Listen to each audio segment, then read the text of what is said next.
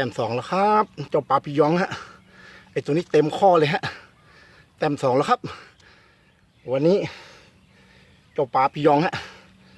วันนี้เรามากับอาวุธหนักฮะเจ้าปลาปิยองฮะเพิ่งออกจากกรงผสมฮะมาได้นัดที่2ฮะนัดแรกโดนตีแทบตายฮะ